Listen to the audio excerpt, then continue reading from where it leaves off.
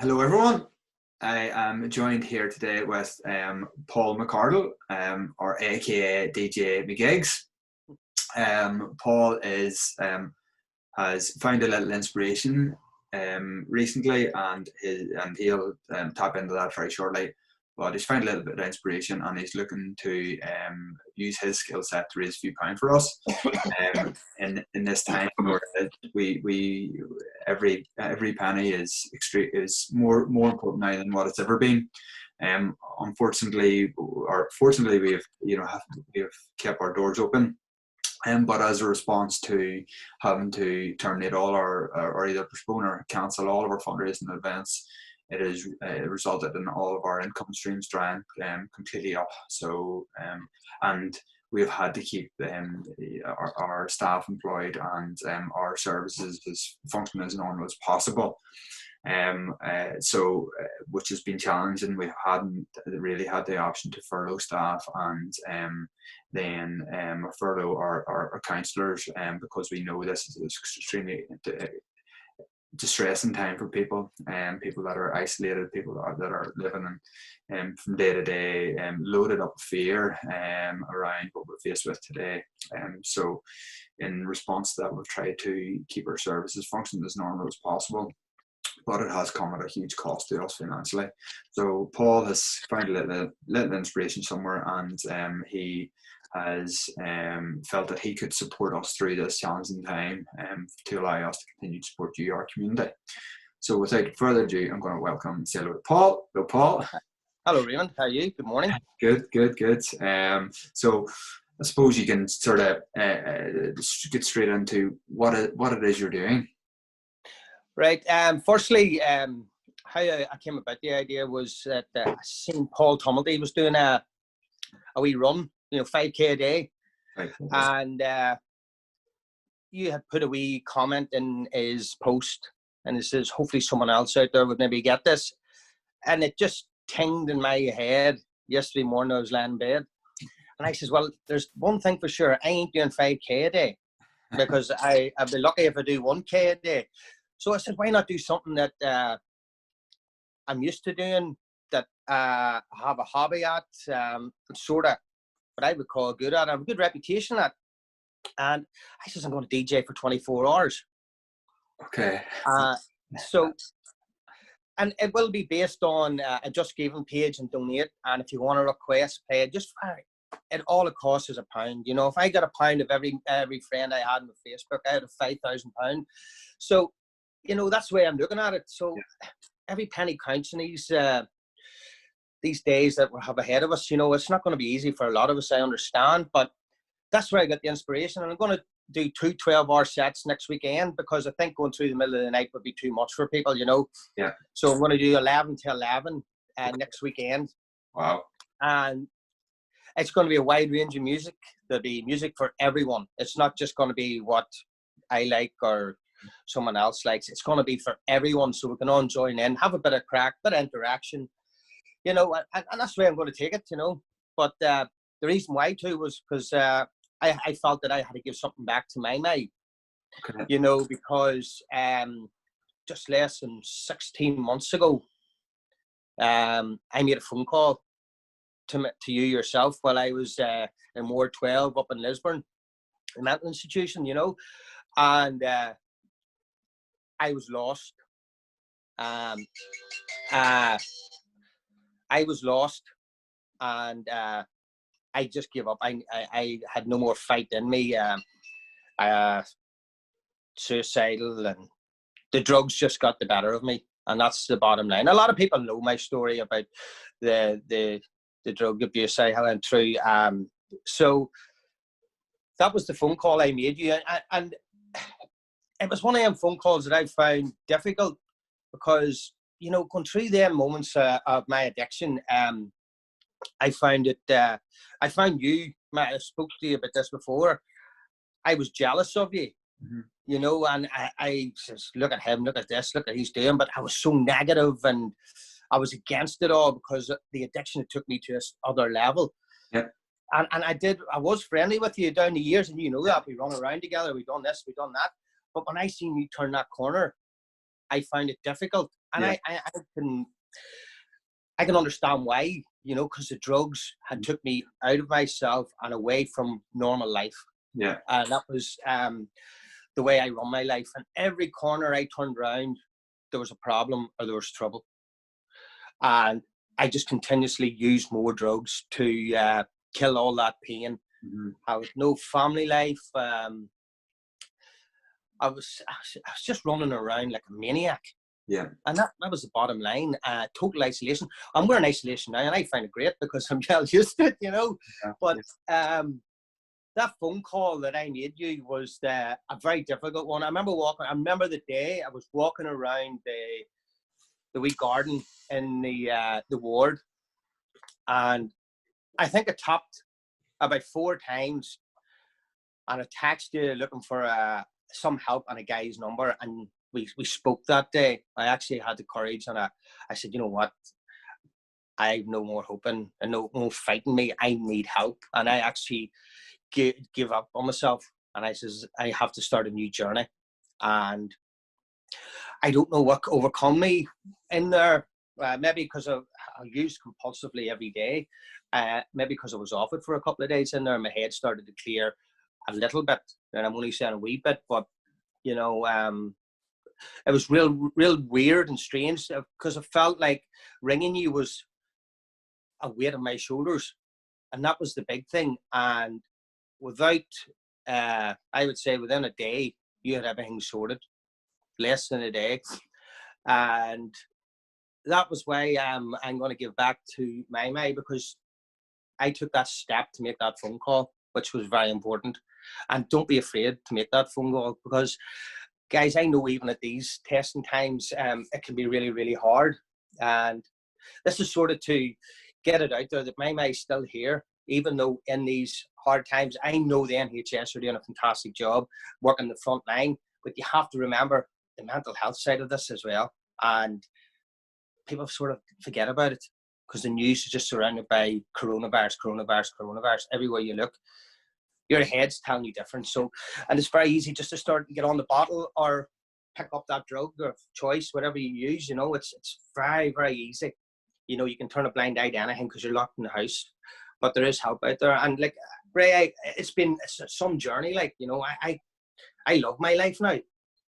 You know, it's been I've told you, you know, recently you remind me so much of Lawrence, you know, and yeah, and Lawrence is such a lovable person, you know, and anyone that always knew you, you're just so freaking likable, you know. Lawrence was exactly the same, but to see you over the last you know, I've always, you know, looked at you in a way and think that if I was in the place that I am now, and you know, and I could have heard Lawrence's cries for help to me, you know, the story would have been different, and he would have been here today. But when I see you, and you know, drive past in the car with a family in, or you know, we'll go for a coffee or something like that, just shows me that you know, it's really, you know, affirms to me and what is actually possible, for each and every one of us, because your life was over, you know, you were gone, mate, you know, but you know, because the heart was still beating, there was still hope, and there's still hope is right. You know, and when you made that call, I know exactly where I was. I was in bed. I think it was a Sunday morning or something, and but you know, and very quickly you followed the steps because you were ready. But I know at that point that your life had been sort of, you know, extremely chaotic, but to go through this journey of your rebirth over the last 16 months has been truly amazing. To touch in with you, grab a coffee, just even chat to you on the phone. And I was speaking to one of your brothers one day, and they said to me that this was quite some time ago now, maybe, I don't know, a year ago even. And I says, well, what about Paul? And I was like, so strange, because anytime you phone him now, he actually listens to you. He listens to what you're saying and asks you how you're doing, and just to hear things like that, you know, it's just amazing. And then obviously the follow on from picking up the phone to you yesterday and sharing your idea of what you want to do, so it was great, you know. And but for you to even say that you are isolated now, whereas you couldn't have sat in a room by yourself for 2 minutes, never mind be with where you're at now and be comfortable and be comfortable in your own skin, you know. So just want to be, you know, be very clear that the connection that we had made into a mutual friend who has been there standing by you, you know, every day through this process. You know, obviously for reasons we can't discuss his name. Yeah. But there are so many people in our community doing such great work, and you know, that don't get acknowledged. Like, I'm the face of the charity, and people know that I'm involved, and it's, you know, it's easy for people to, you know, you're doing great work and all of those things, but it's the people, you know, behind our doors within the organisation that nobody knows, that does all the heavy lifting, that don't get the praise that deserve, like our friend that we're talking about, you know. Yeah. Like all of those heroes walking amongst us every day. Yeah. So, look, I totally agree with you there. Yeah. It's really, sorry. I totally agree with you there. It's mad, you know, like the whole story. And as I said, like to you yesterday, if anyone wants to know any more information, to contact you or contact me by private mail, you know, and we'll go a wee bit deeper. And always out to help, put a hand out, you know, and directly in a direction that I was told. And after that, it's all down to yourself, because you want to have this, you want to do the work yourself, because it's not going to be handed on a plate. You know, and that's being blatantly honest. Yeah. You have to work at it, you know, because like I tried for years. Every Monday morning I woke up, that's me, I'm off it. Yeah. You know. I remember that feeling. You know, and that went for years and months, and the lies and the manipulation, you know, what I put my wife through was horrendous. But it was never a happy home, you know, and now it's full of joy and happiness. Not all the time now. You know, sometimes it can be a wee bit tough going, and I have to be honest with you, sometimes the kids can drive you to insane sometimes, but really deep down, I have a relationship with my kids now. They want to be around me. I have a relationship with my wife. She wants to be around me most of the time. My mum and dad was the big one too, you know, like, and my family. I know you spoke about my brother there, and our relationship just blossomed after this, and the sisters, everyone pulled together and gave me a big hand, you know. But it's just, you say that you were talking about the call for help. Like, my last days, not December of 2017, was it 2018?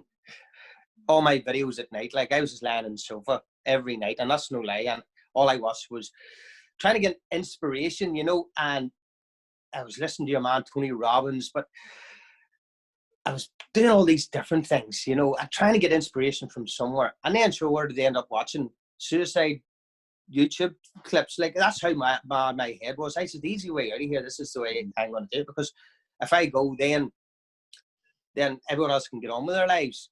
That was going through my head. Little did I know that I'm still here, and now I bring something to their lives. Yeah. You know, that's the important thing, you know. It can be scary out there, and there's a lot of people out there, and I know, like, that we find it tough at this time, especially with money and job worries. An easy way to get rid of them worries is either throw a bottle of beer in you, or else throw a line up your nose, or whatever. Yeah. You know what I mean? And that's the reality here, you know. So, guys, next week, I'm really looking forward to it, you know, and just get a good show of spirit, community spirit. You know, I'll be doing it for 12 hours during the day and during the night, or during the day of the weekend. And I want everyone involved, and I want people to share it, and everyone just remind, my mate here to help us. And like any, you know, company out there, they're doing the help. They're all still here, you know, because we all need them. You know, there's a lot of people grieving and all that there. They're all there, and don't be afraid to pick up that phone. Great. Well, look, you'd be very hard not to watch this and listen to you, mate, and not come away with hope. And we need hope now more than ever, you know. And you know, when you talk about watching videos of inspiration, if people that watch this don't come away feeling inspired by you, I don't really know what they could watch to be feeling inspired, because you're really that case of a down and out, you know, that has turned his life around. It has established relationships, And I told you from that initial phone call, all the bridges that you have burnt, over time they will be repaired, and they have, you know, but it just takes time. And life now can be anything that you want it to be, and you honestly, you inspire every time I'm off the phone to you. I say to Tanya, that man fills my heart full of hope and full of excitement, and it's just, you really inspire me, mate, from what you've come to where you are now. And it's also important, I always like to try to communicate this, you know, no family is perfect, you know, no family is perfect, but it's never about that there's a lack of love in any family. For so many that I have seen, including myself, carried that, you know, the burden of the lie of the family around us for so long, wanting to hide all our imperfections and all the cracks and things like that. There, when we realize, you know, that each and every family has their challenges. Oh, big time. Like a scenario of Paul within the family, or myself, or, you know, but through opening up, lifting the phone, starting to talk to each other, we can start to become a family, become close, become intimate, and anything is possible. Any challenges that we're faced with, like what we're faced with today, when we're open and honest and intimate with a family, we can come through anything together, no matter what is set on the table. So, Paul, how can our viewers then find you to watch? Well, I'll obviously include a link in this, but where's the live? I will either be using it from my homepage and Quinn's page, because Quinn's are we going to be a wee bit involved in it too, and we're going to help. Okay. Because they have got 14,000 followers. Wow. Which is a big help. I will be doing my own personal one as well. Because we do have this problem with Facebook Live, they do like to cut you off. Okay. Because they're usually for copyright. Not that I'd be doing anything wrong, you know. Yeah. But we'll try to keep it. We're going to use. Go ahead. Just go away 1 second. Look what I have beside me. Look. Oh wow. Hello. Yeah. Definitely McCardle there. So basically we'll be going live from my page and Quinn's page. There'll be a Just Giving page set up. Yeah. Can you just throw a phone? Yeah. Can you give me 1 minute? Look, I'm talking to Raymond. Hello. Yeah. Class. Real life stuff here. So basically that I'll have a wee poster drawn up. We'll be going live next week. I've decided on the day, Saturday or Sunday. Yeah. Or 12 hours each day. Okay. And I'm open to requests. If you're if you're having an anniversary or someone's birthday is all week, we'll give you a big shout out and get everyone. We want to get everyone involved. Bit of interaction, bit of crack. Music is bringing people together. But I've noticed in this time and moment what we're going through, that it seems to be the music. Everyone, like Finbar Keaveney was on the other night, and Finbar had over 300 people watching him, tuning in. You know, and my love for DJing, like I was telling you yesterday, you know, I don't care if I have one person tuned in or at 100 odd last week. That one person, I'll play to them all night. I couldn't care less, you know. And I told you about going back to give myself something to do. I went and done a course, an intermediate. I started an intermediate DJ course, and then I just threw the head up and went back to the very start. That has given me something to work on, and it was a motive the whole way through to try and improve myself, you know. Great. There was you know, and like I've been doing it for 20 odd years, but there were still bad habits I had, and it's time to iron them bad habits out. So I went back to the very start, because it wasn't what I was happy with, you know. And what I have learned in the last week and a half has been phenomenal. Class. You know. Class. So that there, you know, even wee things out there, guys, there's loads out there to keep you occupied, you know. I know family's the big one, but I can't play music in the house anymore because I've all my neighbours destroyed. They're all mad. So I found a new place down in Newcastle, and Paddy's been absolutely brilliant, and he's back in this next week to the health and everything. So, guys, I will have information sent over to Raymond to his My page, and he can put it up, and I'll have it out there. I'll have it all over Facebook, basically. It'll be polluted all over Facebook. Guys, I just want to raise as much as I can to give something back. £1 per person, as I said, and my friends, and we have near £5,000, and I'd be absolutely overwhelmed by that, delighted. But just always think pick up the phone. That's the biggest thing here. Don't be afraid to pick that phone up. Brilliant. Yep. Let's do it. Great, mate. Thanks, mate. Thank you, mate. See you Cheers. later. See you soon. Bye-bye. Bye.